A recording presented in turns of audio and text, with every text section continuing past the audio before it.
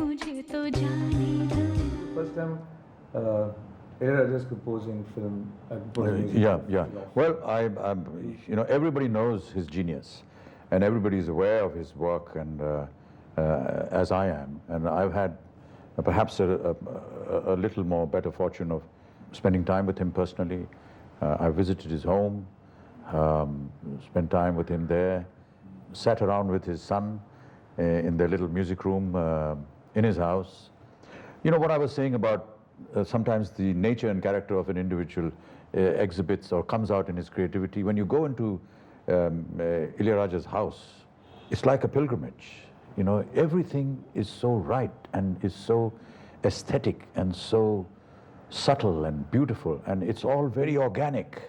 There's nothing superfluous, there's no plastic, there's no chandeliers, or you know what I mean? It just exhibits what this man is inside. Purity. And so when you hear his music, there is that purity, wonderful word that you brought, is that purity of his expression, because there is the purity about the atmosphere that he lives in, and the temples and the brass vessels and the furniture and just the demeanor within his house. It's one of great calm and peace and great respectability, you know, the interaction between his family members. So when he comes out with the kind of work that he has been bringing out so many years, it's just unbelievable. And you can imagine that, yes, if you were to visit his house before you heard his work, you would know after hearing his work, yeah, this can come out from this guy only. I didn't agree with you earlier on. Yeah. I said, why do you want to use Ilayaraja?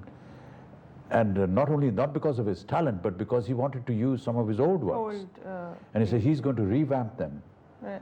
And I said, I hope this film gets over as soon as possible so we can get rid of this guy, because he doesn't know what he's talking about. But my word, I eat humble pie when I finally see the result in the music and how it gradually grows on you. Yes, it does. Which is there with all great composers. You know, you hear A.R. Rahman and you never like his music the first time you hear it, but you know, it gradually just grows on you and grows on you and grows on you and becomes superlative. I think that's what the greatness of Ilayaraja really is. He composed a symphony, which was played by the London Philharmonic Orchestra. And you know, he had never heard his own symphony. Because, you know, Western music, it can be written, unlike Indian classical music, when you can't write. So he wrote the entire symphony, played by the London Philharmonic Orchestra at this fantastic Albert Hall, Royal Albert Hall, and he sat there in the audience and heard his own work for the first time. Wow. It's really Think touching. that Magnificent experience. ability to be and he so wept because away. he'd never heard it.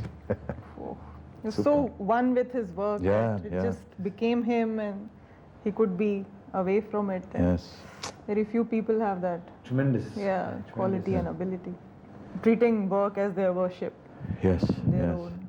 It also, I think, has something to do with southern India, where there is a great amount of respect for discipline and culture, and there's a certain reverence to everything creative, or everything that is perhaps orthodox or From your culture. from our culture and anything. from our time Yeah. past. Yeah.